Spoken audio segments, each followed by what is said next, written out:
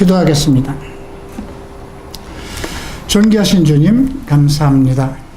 이 저녁에도 우리를 부르셔서 주의 말씀을 가르쳐 주시고 또 그 말씀을 통해서 우리의 삶의 자세를 다시 돌아보고 잘못된 것을 고쳐나가고 또 하나님의 주시는 능력 안에서 우리의 삶이 더욱 그리스도의 영광을 나타낼 수 있는 삶으로 바뀔 수 있도록 그러한 귀한 시간이 되게 하소서. 모든 시간을 주께 맡기었고 예수 그리스도 이름으로 기도합니다. 지난주 우리가 3장부터 5장까지에서는 엘리샤를 통해서 나타난 하나님의 능력, 조금 더 세부적으로 얘기한다면 그리스도의 현현, 구약에는 그리스도가 출현하지 않았잖아요. 그죠? 예수님께서 오신 것은 지금부터 2000여 년 전에 로마 시대에 태어났어요. 근데 이거는 다윗 왕조 그때에 벌어졌던 이야기인데 엘리야의 제자가 예수 그리스도의 어떤 현신과 같은 그러한 모습으로 나타나서 사역하는 것을 볼 수가 있었습니다. 그래서 그 4장에 아주 매우 중요한 사건이 몇 가지가 나오는데 제일 먼저 과부의 그 가족들, 그러니까 제자의 가족이었어요. 그 가장인 제자가 죽은 후에 그들이 너무 빚이 많아서 이제 빚쟁이한테 자식까지 빼앗긴 그런 형편이 되었는데 엘리샤를 찾아왔죠. 그런 상황에서 의지할 때가 아마 그의 가족이 스승밖에 없었을 겁니다. 자기 남편의 스승이었죠. 그래서 그릇을 빌려오라고 그러고 그 그릇이 다 찰 때까지 그 집에서 기름이 멈추지 않아서 결국 그것을 팔아서 생활할 수 있었던 것. 제일 먼저 제자와 제자의 가족에 대해서 나옵니다. 원래 스승은 그 제자에 대한 책임을 가져야 되겠죠. 오늘날은 신학교에서 다 배출돼서 각 교회에 가장 유능하고 능력 있고 한 사람들을 뽑아서 목사로 세우지만은 원래 가장 복음 사역자로 헌신하는 것은 그리스도의 제자거든요. 궁극적으로. 그래서 예수님이 어떻게 하셨는가 그대로 하는 것이 가장 맞는다고 생각할 수 있습니다. 그 다음에 나오는 이야기가 수넴 여인입니다. 참 경건한 여인이죠. 자기 집 앞으로 지나가는 그 엘리샤와 그 게하시를 보고 이 사람은 거룩한 하나님의 종이구나, 경건한 사람이구나. 그를 융성히 대접하고 자기 집 위에 옥탑에 방을 만들고 촛대를 세우고 책상을 베풀어 주었죠. 너무 미안했던 거죠.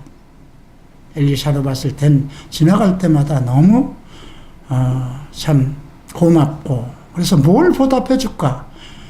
그 당시 엘리샤는 이스라엘 왕이나 군대 장관이나 모르는 그의 권력 그들을 모두 그들과의 어떤 관계성을 가지고 있기 때문에 무엇을 부탁해도 들어줄 수 있는 그런 상황이었죠. 그래서 결국 이제 불러다 무엇이 필요하냐 했는데 나는 백성들 중에서 편히 삽니다. 내가 뭘 필요로 하겠습니까? 그래도 뭔가 있을 것 같은데 엘리샤는 몰랐습니다. 그래서 자기 종 게하시에게 물어보죠. 야, 이거 너무 미안하지 않냐? 뭘 내가 꼭 해줘야 되겠는데 뭐가 필요하겠냐? 자식이 없습니다. 아들이 없습니다. 그 남편은 이미 늙었습니다. 자식을 가질 수가 없습니다. 야, 오라고 그래라. 명령, 생명의 때라고 그랬어요. 우리 킹제임스 성경은. 생명이 너에게 임할 때에 아들을 안게 될 것이다. 그랬더니 부인이 농담하지 마십시오. 거짓말하지 마십시오. 왜 그랬을까요? 남편은 이미 늙고 자기는 어쩌면 생리가 멈췄을 수도 있는 거잖아요. 그리고 이미 자식이 없는 것을 알고 있어요. 그랬는데 결국 돌이 돼서 아들을 안 낳습니다. 어느 날 갑자기 아들이 아빠하고 나가서 들에 있다가 머리가 아프다 해서 이제 그 수냄 여인에게 데려다 놨는데 아이가 머리야 하더니 죽었습니다. 수냄 여인은 당황하지 않고 그 아이를 엘리샤가 자던 침상 위에다 올려놓고 그리고 남편에게 종 하나를 주십시오. 그리고 나귀 2마리를 주십시오. 그리고 아이는 되게 깹니다. 내가 말하기 전에는 멈추지 말아라. 우리가 달려갈 길에서 멈추지 마라. 자, 갈멜사 산 위에서 이렇게 내려다보던 엘리사 선지자하고 게하시가 이렇게 보니까 멀리서 나귀를 타고 달려오는 거예요. 수냄 여인. 야, 수냄 여인 아니냐? 네, 맞습니다. 근데 내 남편이 편안하냐? 너 편안하냐?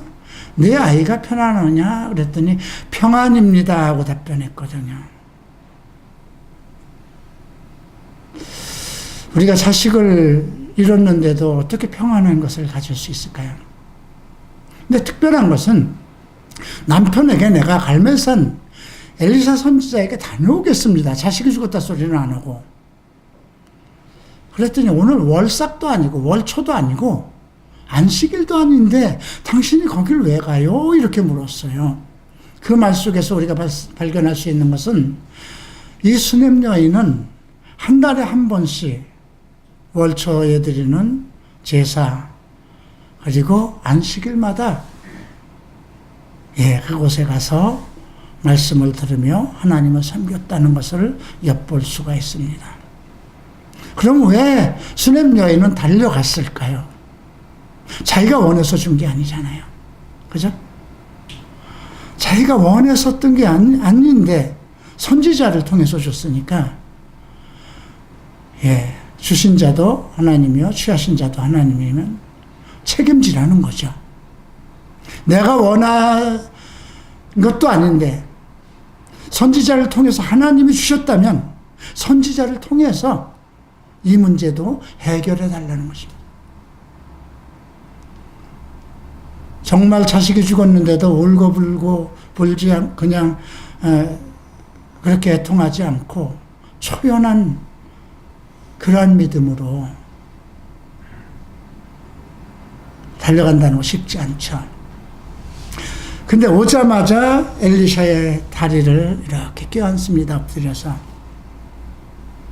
그랬더니 게하시가 깜짝 놀라서 아니 이 여인이 뭐가 실성했나? 어떻게 거룩한 하나님의 선지자를 함부로 여자가 어떻게 만진단 말이냐? 이렇게 생각했을 수도 있어. 만류하려고 그랬더니 가만두어라. 저의 심령이 뭔가 괴로운 것이 있는데 하나님께서 내게 숨겼다는 겁니다. 선지자가 다 아는 것은 아니에요. 이제 이 뒤에 내용을 보면 그 시리아 왕이 뭔가 이스라엘을 침략하려고 해서 어느 지역으로 이제 그 염탐꾼을 보내고 이제 병력을 배치하려고 그러면 미리 항상 알아서 탄로가 났거든요. 그래서 우리 중에 누가 스파이가 있는 거 아니냐? 그랬더니 아닙니다. 왕의 침실에서 이야기한 것도 그쪽엔 그 선지자가 있어서 다 압니다.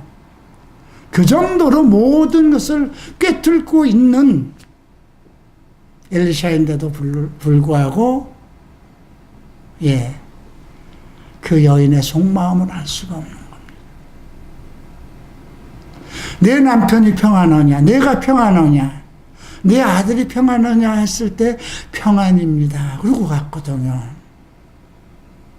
그거는 이 여인이 초월 신앙을 가지고 있다는 거예요. 그죠?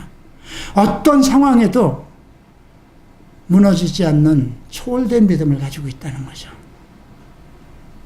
그런데 그 정말 울음을 터뜨리지 못하고 자기에게 자식을 주게 한 그 선지자의 다리를 껴안을 때 그 심령이, 저 애통하는 심령이 있는데 하나님께서 내게 알게 하시지 않았다. 우리가 왜 이 여인의 그걸 알지 않게 하셨을까요? 만약에 교회 목사들이 그 성도의 그 심령의 모든 것을 다 알 수가 있다면 그건 목회를 못합니다. 그죠? 주일날 이렇게 봤을 때 어느 청년이 마음이 뭔가 무거운 것 같고 표정이 없어지고 기쁨이 상실되고 있으면 뭔가 있겠구나. 그러면 불러서 물어보든가 아니면 무엇인가 하나님께 기도해야 되겠죠.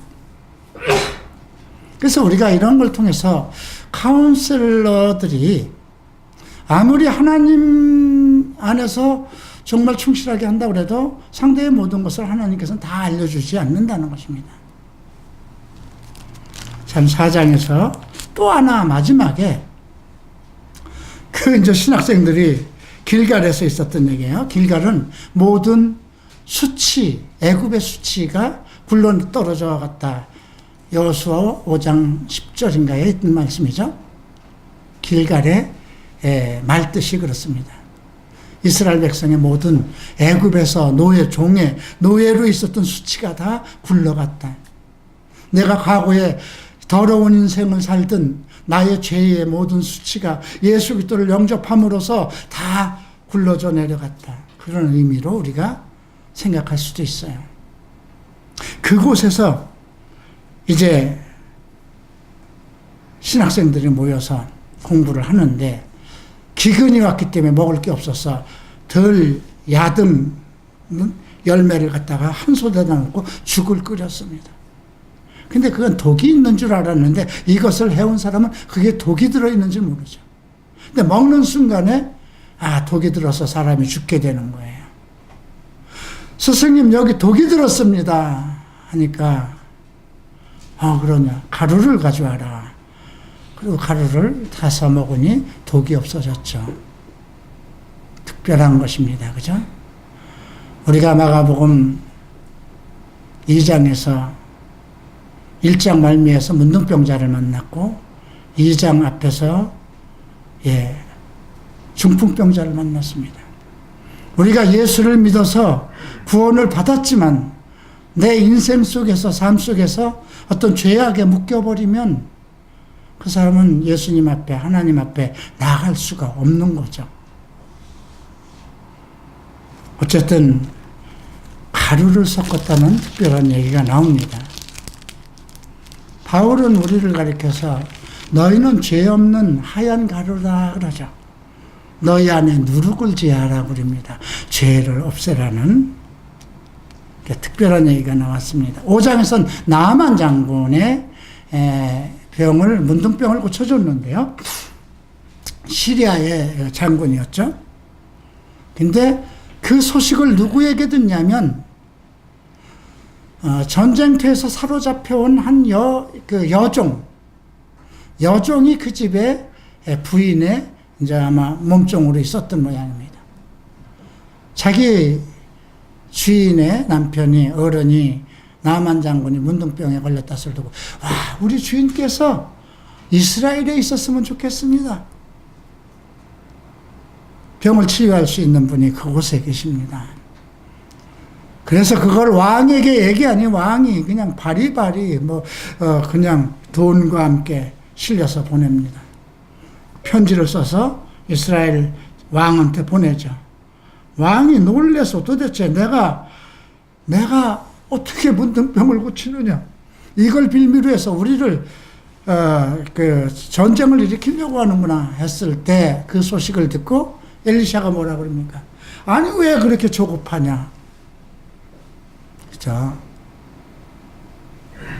그 여종만도 못해요. 그죠? 왕이. 이미 그 이스라엘 왕은 아합은 충분히 엘리샤가 어떤 종인지, 엘리야가 어떤 능력이 있는지, 그들의 기도를 하나님께서 듣는 것 이미 다 체험한 사람들이에요. 그런데 어떤 사건이 나와도 그 열리지가 않는 거예요. 나만 장군이 재물을, 선물을 바리바리 싸들고 이렇게 쭉 갔는데 내다도 안 보고 방 안에서 거기 요단강에 가서 7번 몸을 담그면 몸이 여전할 겁니다. 그랬더니 화가 나는 거예요. 쭉 오면서 보니까 요단강이 자기네 시리아에 있는 강만도 못 하거든요. 그래서 이제 화를 내고 돌아가려고 하는데 이제 또 그 종이 나옵니다. 아버지여 그럽니다. 하나님을 믿지 않는 이방인의 군대예요. 그런데 그 총이 나만 장군에서 아버지여라고 부른다는 것은 특별한 관계를 가지고 있다는 거예요. 아버지는 아들에 대한 주권을 가지고 있죠. 네. 아니 그게 뭐야 어렵습니까? 이거보다 더 큰 무서운 걸, 힘든 걸 시키면 어떡할 뻔했습니까? 아니 들어가서 7번 들어가는데 뭐가 힘듭니까? 우리가 발견하는 것은 뭔가 하나님을 경외하고 하나님을 믿는 사람들의 마음은 단순하다는 겁니다. 하나님과 우리와의 관계에 있어서 하나님은 무엇이든지 할 수 있다는 것을 안다는 것입니다. 하나님은 무엇이든지 할 수 있다면 하나님이 부리는 그 종은 당연히 그분의 기도를 듣고 행할 수 있다는 걸 알고 있는 단순한 믿음이에요. 그런데 많은 지식을 가지고 있는 사람들은 어떨까요? 자기 지식에 빠져버려요. 그게 말도 안 되는 거 아니냐. 여러분, 초월신앙이라는 건요, 어떤 경계, 우리가 인간이 가지고 있는 지혜와 지식을 초월하는 건데, 그것은 내 것이 없을 때 나타나는 것입니다. 내 머릿속에 뭐가 가득 차면 그 방법대로 해보는 거거든요. 우리가 지난주에 보인 그 혈루병 여인도요, 가지고 있는 것 전부 다 탕진을 했고 병 고치는데 모든 많은 의사한테 괴로움을 받은 후에야 소문 하나 듣고 나갑니다. 우리가 가지고 있는 것이 너무 많으면 하나님과의 관계성에서 자기의 방법대로, 그죠? 예수님은 그래서 재물과 하나님을 겸하여 섬길 수 없다고 그럽니다. 자, 그런데 이제 우리가 5장 마지막 부분을 지난번에 안 했어요. 20절부터. 엘리사의 좀 게하시가 나옵니다. 근데 나아만 장군이 바리바리로 가져온 선물을 안 받는다는 거예요. 병을 다 고쳤는데. 그래서 흙을 좀 한 짐 주십시오. 앞으로 나는 오직 하나님만, 이스라엘 신 외에는 다른 신은 없는 걸로 알겠습니다. 오직 신은 여호와 하나님만을 믿겠습니다. 그리고 내가 만약에 고국에 가서 이 흙을, 이스라엘의 땅, 이 흙을 생각하면서 하나님만 생각하겠습니다 했는데, 만약에 림본 땅에 우리 왕이 이제 제사를 지내러 갈 때 내 어깨를 짚고 갔기 때문에 내가 어쩔 수 없이 고개를 숙입니다. 그때 당신은 내 마음을 헤아려 주십시오. 네. 어떻게 그렇게 순간적으로 그런 믿음을 가질 수 있을까요? 기적을 체험한, 하나님의 기적과 능력을 체험한 사람은 절대 믿음이 생기게 마련입니다. 지난주에 우리가 군대 귀신 들린 자, 군단 귀신 들린 자 보세요. 쇠사슬에 묶여서 그것을 끊을 수 있는 그러한 귀신의 능력을 가지고 있고, 2,000마리가 되는 귀신들이 2,000마리의 돼지를 물속에다 잠길 수 있는 그런 정도의 악한 영들에게 사로잡힌 그 사람이 귀신을 쫓기자마자 옷을 바로 입고 무릎을 꿇고 내가 당신을 따르기를 원합니다. 예수님 뭐라고 그러세요? 아니다. 너는 나를 따를 필요가 없다. 이미 악한 영이 무엇인지 그리스도가 어떤 분인지를 알기 때문에 우리가 요한일서에서 나오죠. 예수 그리스도는 마귀를 멸하러 오셨다는 거예요. 예수님은 이 마귀를 멸하러 오신 겁니다. 그래서 그를 너는 내 친속에게 가서 하나님이 너에게 어떤 일을 하셨냐, 너를 얼마나 불쌍히 여겼고 너에게 얼마나 큰 일을 하셨는지를 전하라 그럽니다. 평생 귀신에게 사로잡혀 있던 사람은 졸지에 복음의 전도자가 되죠. 하나님께서 어떤 악한 영에서 풀어서 놓여서 하나님의 사람으로 쓰실 때에는 그에게 필요한 모든 것도 함께 주시는 겁니다. 그런데 이 게하시는 보세요. 아니 그 사람이 그 많은 걸 만일 가져왔고서는 당연히 받아야지 그걸 왜 안 받아주는가? 내가 주께서 살아계심을 두고 맹세하노니 내가 그의 뒤를 따라가서 무엇이든지 그에게 받을 것이다. 자, 수냄 여인은 뭐라고 얘기합니까? 하나님이 살아계시고 당신의 혼이 살아계시니 내가 당신을 절대 따르지 않겠습니다. 이 말은 엘리야가 엘리샤에게 너는 나에서 떠나라 했을 때 하나님이 살아계시고 당신의 혼이 살아계신데 내가 당신을 떠나서 어디로 가겠습니까? 그렇게 얘기했던 것을 그 수냄 여인이 동일한 말로 게하시를 보내려니까 안 따라가고 나는 하나님이 당신과 함께하고 있는 걸 알고 있습니다.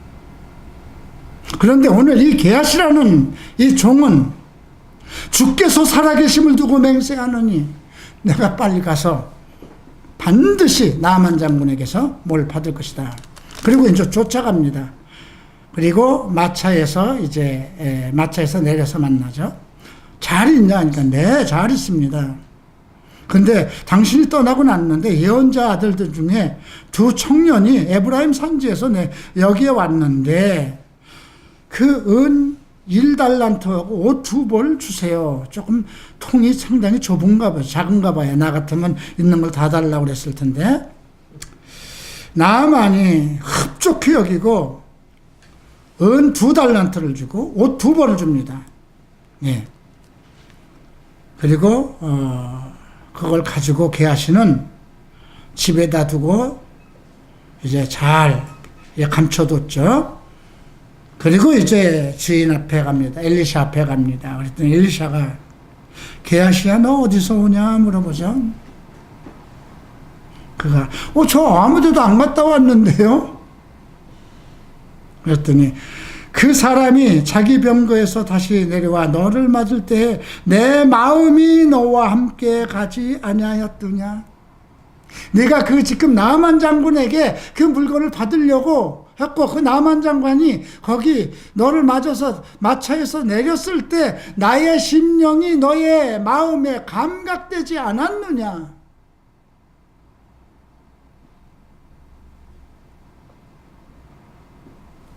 그러면서 지금이 어찌 돈을 받을 때며 옷을 받으며 올리브나 밭이나 포도원이나 양이나 소나 남종이나 여종을 받을 때냐. 근데 여기 보면 게하시의 마음을 볼 수가 있어요. 그죠?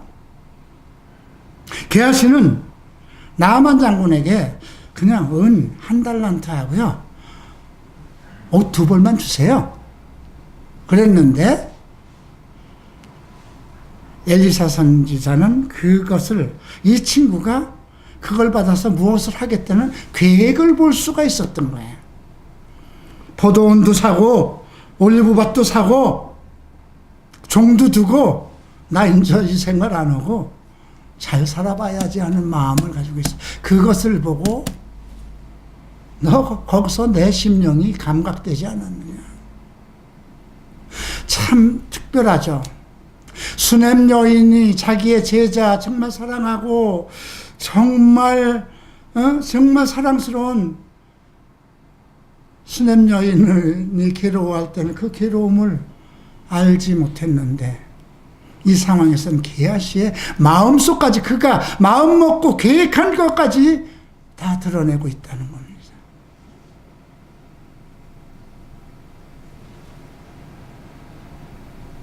가끔 놀랄 일이 우리 목회에서도 나타납니다. 최근에 우리 교회와 관련돼서 일어나는 일들을, 많은 것들을 생각하면서 영적인 다툼이구나. 무엇을 내가 지금 잘못하고 있는 것인가? 이 일들은 어떻게 처리해야 될 것인가? 많은 것을 생각하게 됩니다. 지금 이런 일들을 정리 안 하면 어떻게 할 것인가? 어떻게 될 것인가? 근데 이 지금 게하시가 신학생 후보잖아요. 종이잖아요. 엘리야 밑에는 엘리샤 같은 그런 정말 하나님이 지정하신 좋은 종이, 엘리샤 같은 그런 종이 있었는데, 엘리샤 옆에는 그리스도의 어떤 현현으로 나타난 엘리샤에게는 가룟 유다와 같은 사람이 있네요. 그래서 모두 하나님의 종이 된다고, 누구의 제자가 된다고 해서 그 사람이 전부 다 선하고 착하고 옳은 마음을 가지고 시작하는 건 아니라는 것입니다. 오늘날 목회자들도. 결국은 문둥병자가 되어버렸어요. 27절 보면, 그러므로 나만의 나병이 내게 붙고 내 씨에게 영원토록 붙으리라. 얼마나 이게 너의 씨, 어떻게 보면 자손이라고 할 수도 있겠지만, 우리가 그에게서 또 악한 제자가 또 이단 신학이 생길 수 있지 않겠습니까? 돈과 재물을 바라고 목회자가 돼서 나도 대한민국에 이런 유명한 목사가 되겠다는 꿈을 꾸고 시작한 사람들은 그리스도의 말씀의 씨가 있는 것이 아니라 악한 영들의 씨가 있지 않겠습니까? 지난주 거를 잠깐 살펴봤고요. 자, 이제 오늘 본 설교 들어가겠습니다. 6장을 봅니다. 6장에선 도끼머리를 도끼가 이제 물에 빠져버렸어요. 근데 이것을 왜 했냐면, 지금 이제 신학교를 같이 살고 있는데, 제자하고 이제 게하시가 이제 한 군데 보통 50명에서 100명씩 있었던 거예요. 근데 너무 좁은 거예요. 그래서 우리가 요르단에 가서 각 사람이 제목 하나씩만 가지고 오면 우리 소설을 넓힐 수 있겠습니다 하고, 자, 당신의 종들과 함께 가시죠. 그랬더니, 그래, 내가 갔나. 그리고 그들은 요단강에 가서 나무를 뱄어요. 근데 한 사람이 제목을 벨려고 할 때 도끼머리가 빠져서 물속에 들어갔어요. 그랬더니, 아이고, 이거 어떡합니까? 나 큰일 났습니다. 이거 빌려온 거거든요. 그랬더니, 어디 떨어졌냐? 근데 나뭇가지 하나 주워 탁 던지니까 도끼가 뜨는 거예요. 불가능한 거죠. 현대 과학으로도 불가능한 겁니다. 나무를 던져가지고 빠진 도끼머리가 일으키는 건 영원히 없는 거예요. 그죠? 영원히. 전에도 없었고, 그때 딱 한 번 있었던 거예요. 이 지구상에서. 그죠? 아무도 못 하는 거예요. 이게 기적입니다. 그죠? 예수께서 하실 수 있는 겁니다. 그러나 여기서는 하나님의 사람이 했다는 거죠. 성령의 능력이 그에게 하나님의 신이 임하였기 때문에. 그럼 지금은 어떡할까요? 지금은 도끼 자루가 물에 빠져도 그거 건질 필요 없어요. 건지려고 하는 것보다 사는 게 더 싸니까, 그죠? 그러니까 그런 일은 안 생겨요. 필요가 없으니까. 네. 두 번째로, 아까 잠깐 얘기했던 시리아 군사. 시리아 왕이 어떤 전쟁만 일으키려고 이번에는 자, 요쪽으로 해서 몇 명 해서 군대 장관하고 좀 어떻게 해서 이스라엘 한번 쳐보자 하고 스파이를 보냅니다. 근데 매번 가면 벌써 매복하고 있는 거예요. 야, 우리 중에 누가 스파이야? 그랬더니, 아이고, 그런 소리 마십시오. 이스라엘에는요, 왕이 침실에서 한 모든 생각까지도 다 아는 선지자가 있습니다. 그 사람 누구냐? 그랬더니 도단에 있습니다.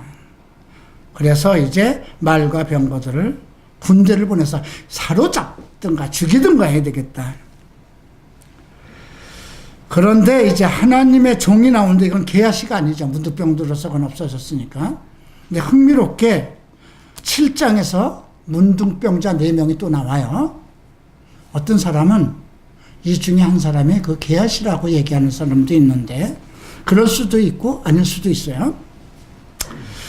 자, 근데 이제 시리아의 군사가 꽉 진을 치고 있습니다. 근데 이제 종이 큰일 난 거예요. 이거 어떻게 합니까? 그랬더니 두려워 말라. 우리와 함께, 그들과 함께 자보다 우리와 함께 한 사람들이 더 많다. 사실 그런가요? 아니에요. 네. 그리고 기도합니다. 주님, 이 종의 눈을 좀 열어서 불말들과 불병거가 산에 가득한 것을 좀 보게 하십시오. 했더니 눈이 탁 열리는데 불말과 병거들이 가득 차 있는 거예요.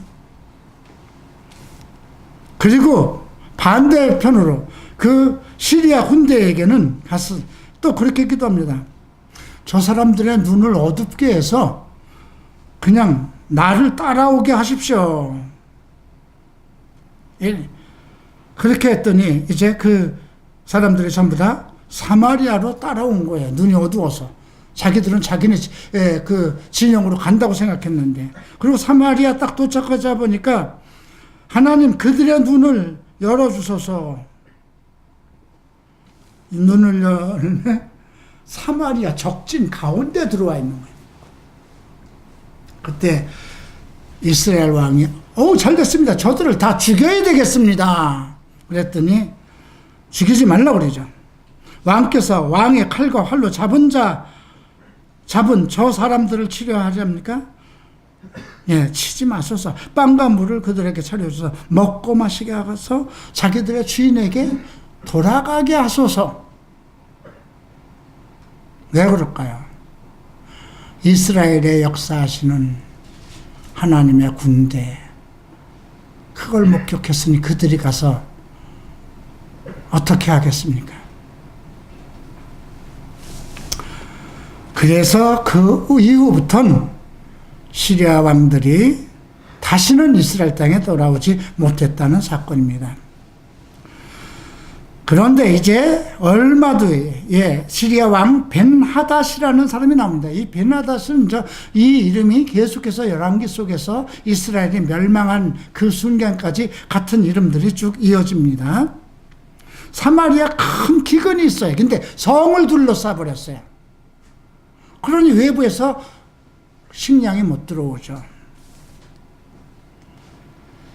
그런데 엘리야가 얘기를 합니다. 낙이 머리 하나가 은 8개에 팔리고 비둘기 똥 4분의 1이 갑이 은 5개에 그렇게 이제 막 물가가 오르지 않습니까? 근데 이스라엘 왕이 막 이제 성벽으로 지나가는데 여인이 울부짖습니다. 우리를 좀 살려주십시오. 왕이여, 우리를 살려주십시오. 그러니까 내가 무슨 하늘이 돼서 하늘 문을 열어서 너희에게 내겠느냐? 창고마당에서 나는 것으로 하랴, 포도즙 틀에서 나는 걸로 하래. 우리는 지금 아무것도, 왕이나 너나 똑같은 위치인데 지금 뭘 하랴? 그랬더니 우리가 두 아들이 먹을 것이 없어서 내 옆집하고 오늘은 내 아들을 삶아먹고 내일은 내 아들을 삶아먹자 해서 이미 저들이 내 아들을 삶아먹었습니다.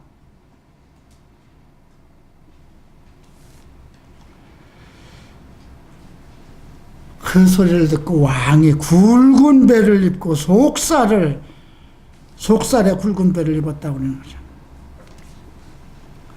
자, 그래도 하나님을 섬기진 않던 그 순간에 백성을 사랑하는 마음이 있어서 견딜 수가 없어서 회개하는 심령으로 왕복을 벗어버리고 베옷을 입고 이제 하나님께서 내게 벌을 내리기를 원하시고, 그리고 이제 사밧의 아들 엘리샤의 머리를 베야 되겠다.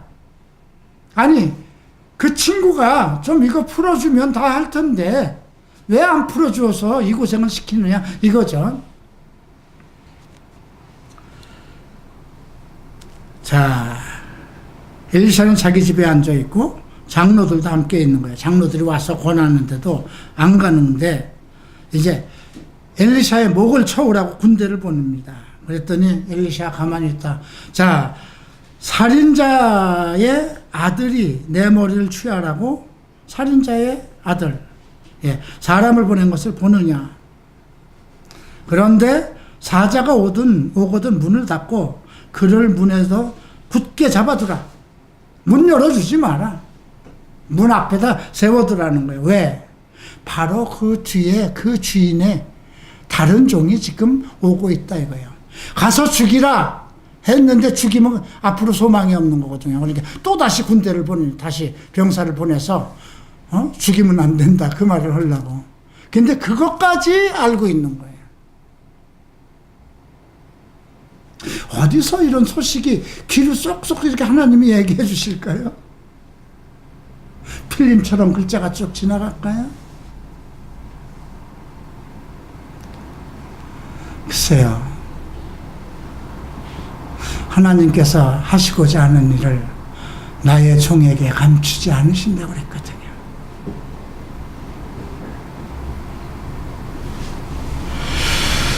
그래서 그가 이 재앙이 주에게서 왔으니 어찌 내가 주를 더 기다리오 이려. 이 재앙이 모두 주께서 왔으니 어떻게 하겠습니까? 이제 그때서야 깨닫고 얘기를 한 거죠. 이제 7장으로 우리가 넘어갑니다.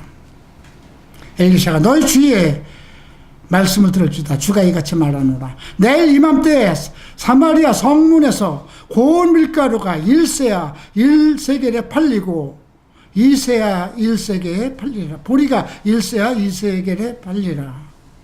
그러니까 앞에서는 만약에 그 밀가루 한 대가 10만 원에 팔렸다면 지금은 한 10원에 팔린다, 100원에 팔린다고 생각하면 돼요. 자, 그때 왕이 부축하는 신하, 왕이 부축하는 신하는 상당히 궁중에서 좀 힘께나 쓰는 그런 그 귀족이죠. 자, 주께서 하늘에 창을 낸들 이런 일이 있겠습니까? 말이 안 되죠. 이건 말이 안 되는 겁니다. 지금 상황에서. 그런데 엘리사는 뭐라고 합니까? 내가 내 눈으로 그것을 볼 터이나 그것을 먹지는 못하리라. 내 눈으로 반드시 볼 거야. 근데 너는 먹지 못할 거야. 왜? 죽을 것이니까. 근데 이제 나병 환자가 나옵니다. 4사람이 성문 어귀에 있습니다. 근데 가만히 있다 보니까, 아니 우리가 언제 여기서 죽을 날을 기다릴 거야? 우리는 이미 문둥병자니까 다른 사람보다 먼저 죽을 건데, 아니 우리가 언제 여기 가만히 앉아서 죽을 거야? 이래도 죽고 저래도 죽는데 뭘 어떻게 해봐야 되지 않겠어? 이겁니다. 지금 여기서 우리가 생각해야 할 것은 그 극악한 상황 속에서도 부귀영화를 누리고 있는 사람의 생각은 다른 거예요. 네? 엄청난 선지자가 앞에서 이스라엘 속에서 엄청난 지금 일을 행한 것을 다 다 왕도 보고 다 자기들도 본 거예요. 어쩌면 수냄 여인의 여기도 들었을 것이고 다 들을 수 있는 그 상황이에요. 도끼자루가 건져진 사건이라든가 소문은요, 특별한 소문은 발 없는 말처럼 빨리 달려가서 모든 사람이 소문이 듣는 거거든요. 그런데 아니 하늘의 문을 했는들 그걸 하겠습니까? 왜? 하나님도 모르고 하나님의 선지자도 모르기 때문에 그렇습니다. 그런데 지금 문둥병자들은 겁이 없는 사람들이에요. 내일 죽으면 죽는 거예요. 어차피 가족하고도 못 살아요. 이스라엘 회종 속에도 못 들어가고 예배도 못 드려요. 문둥자들끼리 그냥 묻혀서 오늘 밥 한 끼 있으면 먹는 것이고 그렇게 사는 거예요. 죽는 날까지. 근데 야 우리가 지금 여기서 뭐 하고 있는 거야? 가만히 있으면 그죠? 죽을 때까지 여기 앉아 있을 것이냐? 그냥 하늘 쳐다보고 죽을 거 기다리는 거야? 뭐라도 해봐야 되지 않나? 이것이 최악에 몰린 사람들의 생각하는 거거든요. 내가 부자로 있다 금방 망하면요, 뭘 할지 모르는 거예요. 큰 것만 뭐가 다시 일어날 수 있을 것이다 하고 그런 큰 것만 귀야만 누리죠. 근데 완전히 망해서 먹을 것이 없고 탕자가 정말 그 돼지우리에서 그걸 주워 먹을 정도 그때까지가 되면 내가 여기서 뭘 하고 있는 거지? 그때서 움직이는 거예요. 가끔 나는 어머니들이 와서 울고불고 얘기를 합니다. 우리는 모태신앙이고 목회자의 가정이고 충분히 하나님의 축복하셔서 재물도 넉넉하고 딱 아들 하나가 있는데 알코올 중독자가 되었습니다. 동성애에 빠졌습니다.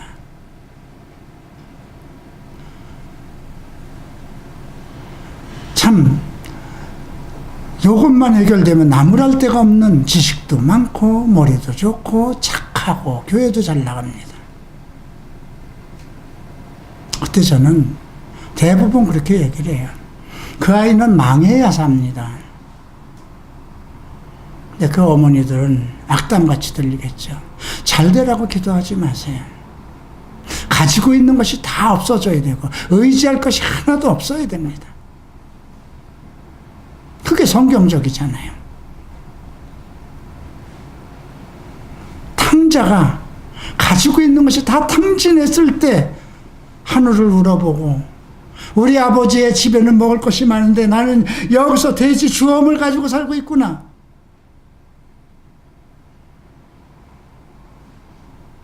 내가 만약에 망하지 않았으면 절대로 돌아오지 않았습니다. 하나님은 나를 망하는 길로 내모셨고 돌아올 수 없는 길로 내려갔고 나는 살아야 되겠고 나는 살아야 되겠는데 먹고 살아가는 것에 살아야 되겠다는 생각은 아니에요. 워낙 어려서부터 잘 살고 잘 먹고 30평생 넉넉하고 부족함이 없이 살았으니까요. 근데 내가 살고 싶은 거는 나는 언제 이 더러운 곳에서 벗어나서 마음의 평안을 누리고 사는가. 내 어머니가 자살을 하면서까지 나에게 아들이 온전한 아들이 되기를 원했던 아들은 어떤 아들일까?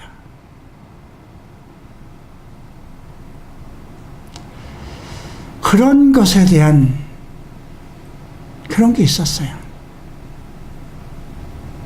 시편 102편에 보면 올해 장래 일에 대해서 내가 말하리니 이 일은 먼 장래에 일어날 일인데 하나님이 하늘에서 내려다보니 이 땅에 죽이기로 작정한 자의 탄식 소리가 있어. 그를 옥에서 풀어서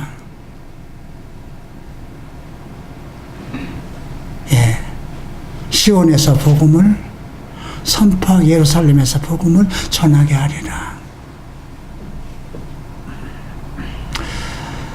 시편을 공부하다가 그 장면이 딱 됐을 때 죽이기로 작정한 자라는 말을 듣고 아, 나였구나. 하나님은 처음부터 알고 있었구나. 처음부터 알고 계셨고 오늘까지 여기까지 내려오도록 나를 섭리하셨구나. 여러분들이 하나님의 섭리를 깨닫기 시작하면 주님이 제자들에게 낮이 12시간 아니냐, 밤이 12시간 아니냐, 밤에 다니면 사람이 실족하려니만 낮에 다니면 낮이 12시간 아니냐. 그럼 반대로 밤도 12시간이라는 거예요. 그게 우리의 인생이에요. 내 인생이 밤으로 시작해서 밤이 계속되었다면 낮도 있을 거라는 거예요. 그러니까 그 낮에 대한 소망을 가져야죠. 밤이 깊으면 깊을수록 낮이 가까워지는 거거든요. 여러분들이 재물을 탐한다면 재물도 얻지 못할 것이고 얻었다 하더라도 도로 다 없어질 것이고요. 여러분들 성향을 생각해 보세요.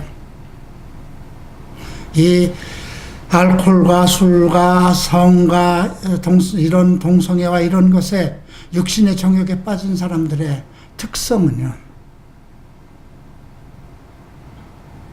자기 감정대로 산다는 거예요.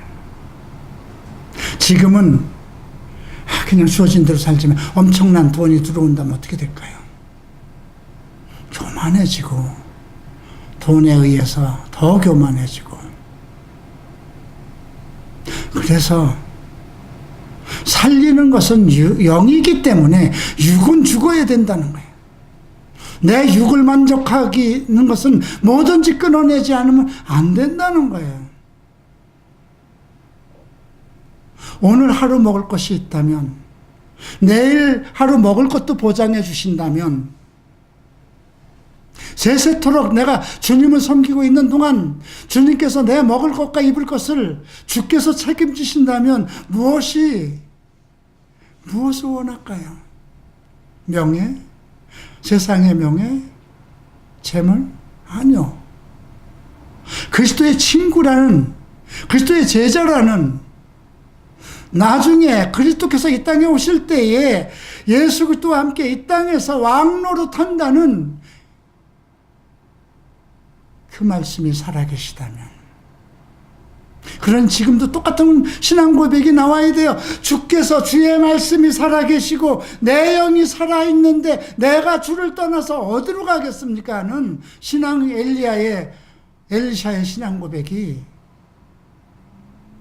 우리에게서도 나와야 돼요.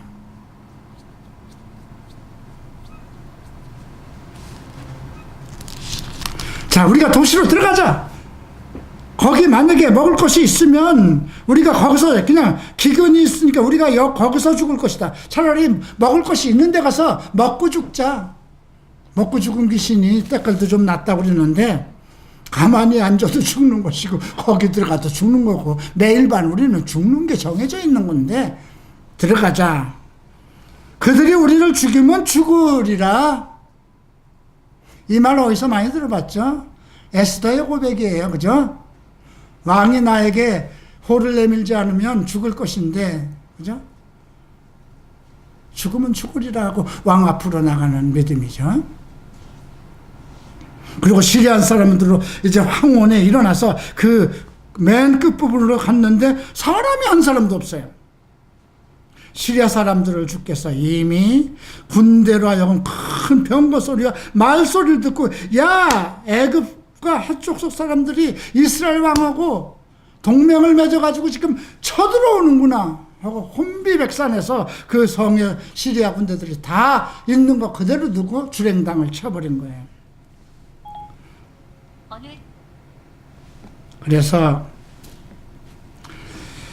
이제 나병 환자들이 진영 맨 끝부분이에요. 다 들어갈 때면 구석이 맨 시작 그 끝부분에 들어가서 보니까 은과 금과 의복이 있으면 그걸 다 가져와서 이제 다른 장막에 또 들어가면 또 많아요. 근데 뭐 문둥병자가 금이나 은이나 많으면 뭐할 거야, 그죠? 어차피 공동체 생활도 못하고 거지 생활하는 건 마찬가지인데, 그죠? 그래서 준선주선 뭐 먹고 막 그냥 뭐 은금을 챙기고 막 이리 걸고 이제 또 딴 막사로도 가보는데 구절에 보면 그때 그들이 서로 이르되 우리가 잘 행하지 아니하는 이거 지금 우리가 뭐 이거 뭐 하는 거지 이거예요. 이날은 좋은 소식이 있는 날이거든. 야, 오늘은 이 기쁜 소식이 있는 날. 뭔가 복음이라는 것이, 그죠? 유앙겔리곤이라는 말이 이제 복음이라는 뜻인데요. 이 좋은 소식이 있는 날인데 우리가 잠잠하고 있도다. 동틀 때까지 기다리면 어떤 화가 우리에게 임을. 문둥병인데 거기서 화가 임해야 뭐 죽기밖에 더 하겠어요? 이들은 자기네들이 영혼의 화인을 맞아서 잘못된 걸 알고 있는 거예요. 문둥병이 걸렸던 건 저주의 병으로 알고 있는 거예요. 그럼에도 불구하고 이들이 기다리는 건 뭘까요? 구원자를 기다리는 겁니다. 죽을 병이 들면 구원자를 찾을 수밖에 없어요.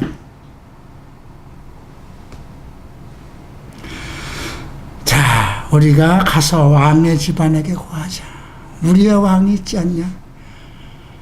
우리가 거기서 같이 못 살아도 우리의 왕이 있고 우리의 가족이 있고 내 자식들 형제들이 있지 않느냐. 그리고 문지기를 부릅니다. 자, 저기 갔는데 다 없습니다. 예, 그러니 그 장막만 그대로 있고 말도 그대로 다 메어 있습니다. 그랬더니 그 문지기가 가서 왕에게 구하니까 왕이 밤에 일어나서 야, 그건 거짓말이야. 시리아 왕이 지금 저 문둥병들 이용해서 거짓말하게 해서 우리가 지금 들어오면 거기 가서 몽땅 사로잡으려고 그렇게 얘기하는 거야. 이게 부유하고 넉넉하고 자기 생각대로 살던 사람들의 생각인 거예요. 지혜를 안 주시니까 하나님이. 근데 또 13절에 보면 신하 중에 한 사람이 대답을 합니다. 아니, 몇 사람 남겨진 말들, 곧 도시에 남아있는 말 중 한 5마리만 주세요. 5마리 보내면 되죠.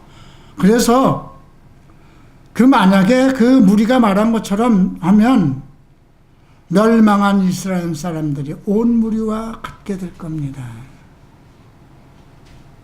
남아있는 이스라엘 온 무리가 같으며 그 말들은 도시 안에 남아있는 이스라엘 온 무리와 같으며 보소서 내가 말하고 참으로 그 말들을 멸망한 이스라엘들의 온 무리와 같을 것입니다. 그러므로 이제 병거에 쓸 말 2마리를 취해서 5마리 보냅시다 했는데 2마리만 취하죠. 그리고 보냅니다. 갔더니 요르단에 이르러 보니까 그들이 급한 김에 내버린 의복과 가구, 기구가 온 땅에 있어서 그걸 다 주워오니까 그냥 뭐 밀가루 들고 군대가 시리아 군대가 지금 이스라엘을 전멸시키려고 왔던 그 모든 양식과 폐물들과 모든 것이 다 가져오니까 성이 갑자기 부자가 된 거죠. 그러니까 엘리샤를 통해서 주의 말씀대로 고운 밀가루 1세아가 1세겔에 팔리고 2세아가 1세겔에 팔리라, 그 말을 그대로 성취된 겁니다. 그러나 이제 그 왕 앞에서 하늘이 열린들 그것을 어떻게 하겠습니까? 했던 그 귀족은 그가 말한 대로 죽었습니다. 사람들에게 깔려 죽은 겁니다. 그때 귀족이 하나님의 사람에게 응답하여 때 이제 보라, 주께서 하늘의 창을 내신들 그런 일이 있으리요 하며 그가 말하기를 내가 내 눈으로 그것을 볼 터이나 그것을 먹지는 못하리라. 그리고 그것이 그에게 그대로 임하였으니 백성이 성문에서 그를 밟으며 그가 죽었다. 참 신약이나 구약이나 왜 이렇게 똑같은지요. 복음의 역사는 다 똑같습니다. 하나님의 말씀이기 때문에 그 원리가 똑같습니다.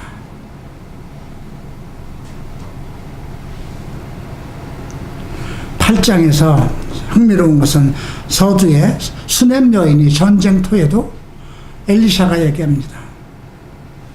야, 곧 전쟁이 있는데 너는 다른 지역에 가서 한 7년 있다 와. 지금 있는 거 좀 충분히 가지고 가서 거기서 피했다가 와라. 왜 이것이 뒤에 나올까? 이건 시대적으로 이렇게 지금 이어져 가고 있다는 거예요. 그죠? 역사라는 거예요. 그리고 역사 속에서도 하나님의 사람은 하나님이 지키신다는 겁니다. 어떤 상황에서도 하나님을 바르게 섬기고 주의 종을 바르게 섬기는 사람들은, 주의 종이라는 것은 여기서 제가 얘기하는 것은 하나님의 뜻대로 살아가는 사람들을 섬기는 사람에게는 하나님이 책임지신다는 겁니다. 그 7년이 이제 전쟁이 끝났어요. 그러니까 이제 와서 보니까 있는 땅이 다 남의 것이 돼버렸어요. 블레셋에 자기 집 땅을 찾기 위해서 호소로 이제 왕이 나가서, 우리 거기 땅이 있는데 그게 남들이 다 가져버렸으니까. 하여튼 왕이 하나님의 종 게하시에게 이야기만 이르되 원하건대 엘리샤가 행한 이 모든 큰 일을 내게 구하라. 야, 엘리샤가 어떤 일을 했느냐 하니까 왕이 전부 다 게하시가, 여기 게하시가 나오네요. 그죠? 지금 그래서 우리가 7장에서 나오는 문둥병자 중에 하나가 게하시일 수도 있다는 거예요. 그래서 특별하게 지금 게하시의 제자는 아니더라도 왕에서 시중을, 병이 났으니까 특별하게 은혜로 해서 은혜를 입어서 나서 왕에게 시중을 드는, 그렇게 되었다 이렇게 그렇게 얘기하는 역사 성경학자도 있다는 거죠. 근데 그렇게 생각해 볼 수 있는 거지 그렇다는 건 아닙니다. 5절 엘리샤가 죽은 몸을 다시 살린 일을 그가 왕에게 구할 때, 보라, 엘리샤가 전에 다시 살려준 아들의 어머니가 자기 땅을 찾기 위해서 왕에게 호소를. 그때 때가 딱 맞은 거야. 왕은 너의 종이, 너의 스승이었던 엘리사가 좀 했던 이야기를 좀 나한테 좀 얘기해봐라. 근데 그때 수넴 여인이 나타나서 7년 만에 돌아오니까 내 땅이 다 없어졌습니다. 그랬더니 그때서 얘기해. 이 여인이 바로 자기 죽은 아들을 살려준 그 수넴 여인입니다. 그랬더니 수행자 하나를 붙여서 이 여인 것을 다 모든 열매까지 다 주라 그럽니다. 하나님의 사람은 어떤 환난과 고통이 있어도 피할 자리도 다 제시해주고 고난 후에 모든 백성들 속에서도 특별히 섭리하신다는 것, 성별하신다는 것을 알 수가 있습니다. 이제 엘리샤가 다마쿠스에 이르렀을 때 시리아 왕 베나닷이 병들었더라 그랬습니다. 시리아 왕 베나닷이 나오는데 병들어 버렸습니다. 그랬더니 이제 왕이 자기 군대 장관 하사엘에게 보냅니다. 너는 손에 예물을 가지고 가서 하나님의 사람을 만나고 그를 통해 주께서 주께 여쭙되 내 병이 낫겠느냐 물어보라고 그러죠. 자, 이거는 하사엘이 누군가를 알기 위해서 열왕기상 19장으로 좀 잠깐 넘어가십시다.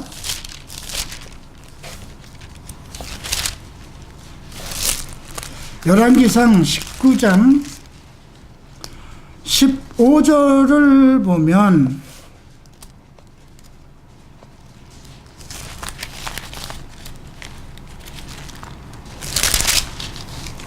자, 15절을 보면 주께서 이르시되 내 길을 돌이켜 다마쿠스의 광야로, 똑같이 나오죠. 다마쿠스가 거기에 이르거든 하사엘에게 기름을 부어 시리아를 다스릴 왕이 되게 하고. 이건 말이 안 되는 거예요. 지금 엘리야는 이미 불발을 타고 하늘로 올라갔어요. 근데 마지막에 엘리야가 계속해서 나 더 살고 싶지 않습니다. 나 이제 이세벨이라는 그 악독한 여자에게 죽게 하지 말고 그냥 나 데려가 주세요. 그랬더니 몇 번이나 권해도 그가 말을 안 들으니까 데려가기로 작정을 하고 임무교대를, 엘리샤하고 임무교대를 시킬 때에 그가 먼저 아직 남아있는 일을 하기 위해서, 그죠? 다마쿠스 광야로 가서 하사엘에게 기름을 부어 시리아를 다스릴 왕이 되게 하고, 님시 아들 예후에게 기름을 부어 이스라엘 다스릴 왕이 되게 하고, 아벨몰라의 출신 사밧의 아들 엘리야에게 기름을 부어 너 대신 선지자가 되게 해라. 여기에서까지 이루어진 것은 어느 것만입니까? 아벨몰라의 아들 사밧, 세 아들, 아벨몰라 사밧의 아들 엘리샤에게 기름 부은 것밖에 없는 거예요. 그러나 그 기름 부어서 종으로 삼아서 한 세월도 한참 있던 거예요. 길갈에서부터 베델로 가서 그 여리고를 지나서 요단에 가서 요단에서 올라간 거잖아요. 성경에 간단히 나왔어도 그게 한 역사고, 한 역사의 텀이 3년인지 5년인지 우리는 알지 못하는 거죠. 그런데 지금 엘리야는 불말을 타고 하늘로 간 이후에 엘리사가 이제 그의 종이 돼서 그 시작한 내용이 11개 1장에서부터 쭉 이어지는데 8장에서 이 이야기가 나오는 거예요. 마침 베나닷의 부하였고, 하사엘은. 네. 근데 이제 하사엘이 그를 만나러 가다가 다마스쿠스에서 좋은 물건을 취하고 40마리의 낙타의 짐으로 싣고 가서 이제 엘리샤 앞에 섰죠. 당신의 아들이라고 그러네요.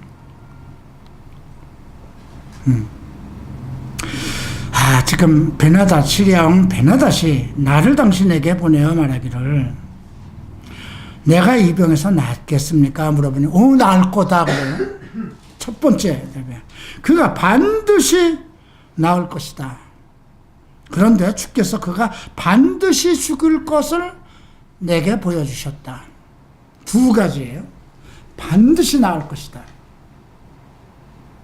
그리고 반드시 죽을 것을 주께서 내게 보여주셨다. 두 가지 메시지를 그의 머리에 심어주는 겁니다.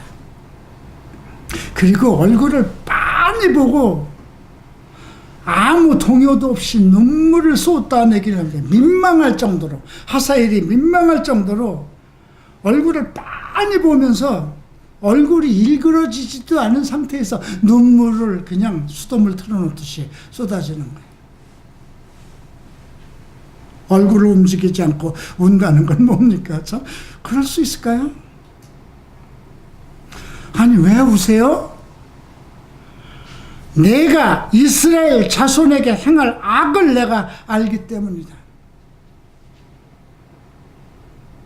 앞으로 하사엘이 베나닷을 죽이고 왕이 됐은 이후에 이스라엘 백성에게 행할 그 악을 보고 울었다는 겁니다.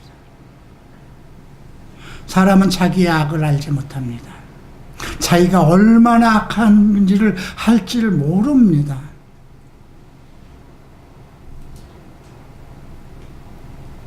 사람이 자기가 얼마나 악한 일을 할 것을 앞으로 자기 인생에서 얼마나 악을 행할지를 안다면 자기 인생을 계획할 수 있겠죠.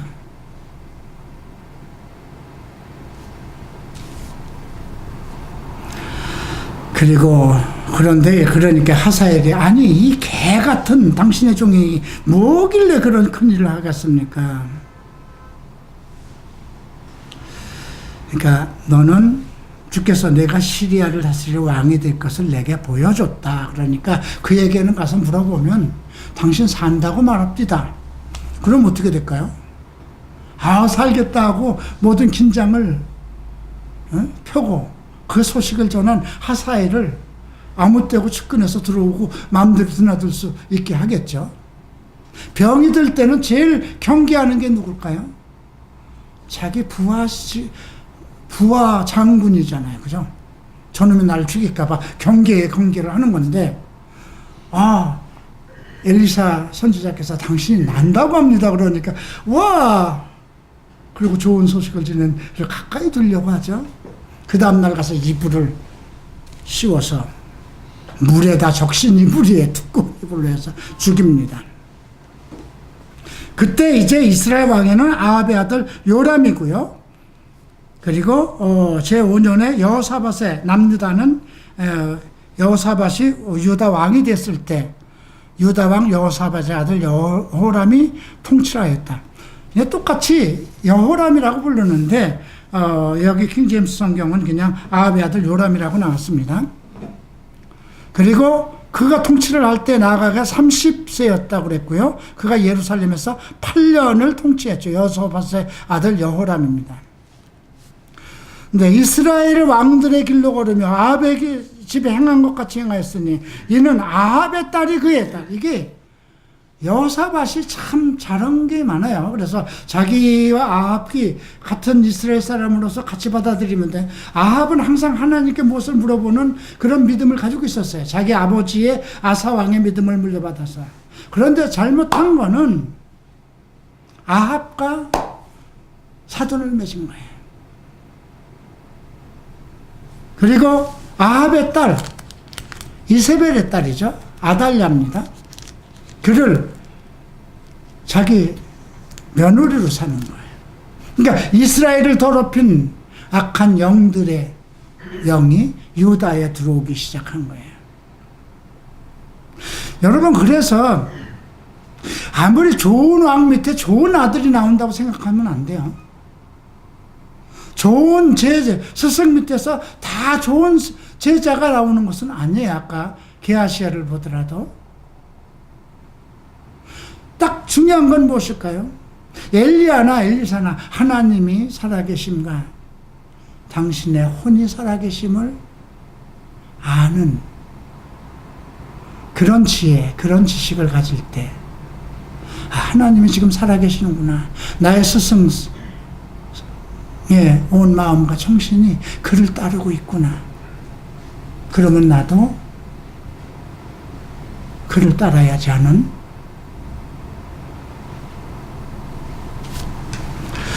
자, 그때 이제 요람 에돔이 배반을 합니다. 다윗 시대부터 다 이렇게 조공을 바치던 에돔도 배반을 하고 22절 보면 림나도 배반을 하죠. 그리고 이제 요람이 죽고 그 아들 아하시아가 되고요. 또 25절 보면 이스라엘 왕 요압의 아들 요람이 제20년에 유다 왕 여호람의 아들 아하시아. 똑같아요, 이름이. 그나물에 금압이에요. 그러니까 이제 여기서 이게 똑같이 왜 이름을 짜고 한 건 아니겠지만은 이 상황 속에서 우리가 발견할 수 있는 건 영적인 흐름이 정말 이방의 바알 신앙이 여인을 타고 왕족을 통해서 거기에 스며들면서 같이 지금 북이스라엘이나 남유다나 같은 영적인 체제 속에서 잘못되고 있다는 것을 알 수가 있는 거예요. 왕이 누구를 섬기느냐에 따라서 그 국가의 좌우가 바뀝니다. 그래서 로마서 13장에는 모든 권세가 하늘로부터 내려온다는 겁니다.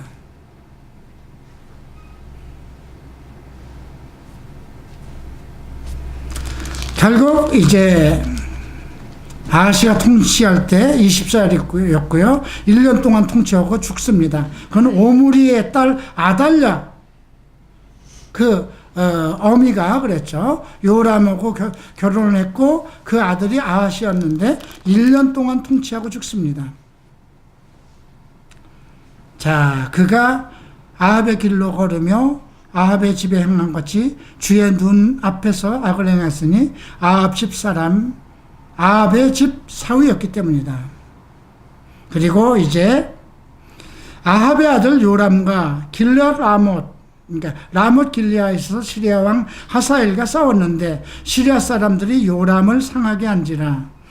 요람 왕이 시리아 왕 하사엘과 싸우다가 라마에서 시리아 사람들의 입힌 상처를 치료받으라고 예스루엘로 돌아갔더라. 아합의 아들 요람이 병들었으므로 유다 왕 여호람 아들 아하시아가 그를 보려고 예스루엘로 갔다. 이제 자기 장인이니까요. 자, 오늘 시간이 1시간이 넘었습니다. 그래서 여기까지 마치고 다음 주에 또 나머지를 하도록 하겠습니다. 자, 여러분, 이스라엘의 역사입니다. 그 영적으로 정말 바알 신앙과 이방 종교가 국가를 지배하고 있을 때 한 왕의 잘못으로, 그럼에도 불구하고 하나님은 그 이스라엘을 자기의 종들, 자기의 선지자를 두어서 이끌어 간다는 것입니다. 지금 대한민국이 얼마나 영적으로 정말 혼란스럽고 아플레직할 수가 없습니다. 미국은 미국대로 자기 실리를 구하고, 중국은 중국대로 자기 실리를 구하고, 이제 러시아가 나설 겁니다. 또 유럽이 나설 것입니다. 그런데 이 한국은 북한으로 말미암아 세계의 주목을 받고 있어요. 이때 우리나라가 무슨 군사력이 있어서, 무슨 재물이 있어서, 무슨 능력이 있어서 그들을 막고 살아갈 수 있을까요? 단 한 가지 무기는 우리 백성에게 하나님을 사랑할 수 있는 마음을 주셨다는 것입니다. 전 세계에서 이스라엘 다음에 하나님을 사랑하는 마음을 주신 것이 미국인입니다. 이제 미국이 소멸돼가는 상황 속에서 하나님은 촛대를 또 옮기실 것입니다. 정치적으로 영적으로 타락하고, 한국은 우리가 무엇을 할 수 있을까요? 주님이 오실 날이 가까운 그 시간까지 우리가 무엇을 할 수 있을까요? 지금 필요한 것은 교회입니다. 교회 지도자들입니다. 오직 하나님의 살아계심을 알고 자기의 정신 혼이 정말 한 마음으로 주를 섬기고 주의 말씀을 귀히 여기고 하나님의 말씀을 가리키고, 북이스라엘과 같은 그런 영적인 혼란 시대에도 각 지역마다 사무엘은 선지자들을 50명씩 100명씩 키웠다는 것입니다. 지금 이처럼 영적으로 혼란할 때에 칼버리 채플 우리 성경대학이 올 3월에 시작했고, 우리는 세상 사람들, 어떤 사람들이 얘기하는 것처럼 가진 것도 없고 어떤 지식도 많지 않으며, 오직 다만 내가 죽으면 죽으리라, 죽을 날을 받아놓은 문둥병자처럼 심령이 가난해서 오직 주의 구원을 바라는 그런 심령으로 우리 교회는 시작해야 될 것입니다. 우리 교회는 어떤 재물이나 이런 걸로 넉넉하게 그런 사람들을 보내서 채우고 그러지는 않을 것입니다. 우리가 먹을 것이 없을 때에는 그릇을 빌려오게 하셔서 기름을 부으실 것이고 우리에게 있는 것으로 먹고 살아가게 하실 것이고요. 우리가 신학교 기숙사를 짓다가 만약에 도끼가 빠졌다면 그걸 또 해결하시는 것을 또 발견할 것입니다. 논현동에 이사 온 지 5년 동안 우리가 한 것이 없습니다. 우리 성도들이 한 것이 없습니다. 3층을 다 쓰고 2층을 어떻게 유지하고 이것을 이렇게 아름답게 꾸미고, 이혼아가 무슨 돈이 있고 갈보리 채플 청년들이 50여 명도 안 되는 이 청년들이 무슨 돈이 있어서 이걸 유지해 나갈까? 기적을 멀리서 찾지 마세요. 지금 우리 삶 속에서 일어나고 있어요. 그래서 더욱 자신을 알기를 힘써야 돼요. 문둥병자는 자신들을 알았어요. 우리가 좋은 소식을 전하지 않으면 하늘이 우리에게 화를 낼 것이다. 문둥병에 있는 상황 속에서도 함께 살아가는 것을 생각했던 거죠. 기도합니다. 존귀하신 주님, 오늘 엘리샤를 통해서 많은 것을 생각하게 합니다. 지금도 하나님은 살아계셨고 우리가 정신 일도에서 주를 섬길 것이니 주님 멈추지 마소서. 우리가 필요할 때 하늘문을 열어주시고 우리가 필요할 때 눈을 열어서 세상을 바라보게 하시고 우리가 고난을 당할 때에 주의 방법으로 우리를 구원하시고 우리가 배고플 때에 주께서 먹이시고 내가 고적하고 외로울 때에 주님 우리에게 친구를 더하소서. 이 교회가 정말 오직 하나님에 의해서 주의 영에 의해서 상한 심령들이 살아나고 그리스도의 능력이 나타나는 갈보리 채플이 되게 하소서. 우리가 주의 오실 날을 준비할 백성 되게 하소서. 많은 사역자들이 헌신하게 하시고 오직 주를 바라는 심령이 가난한 자들을 모으시고 그들을 기름 부으시고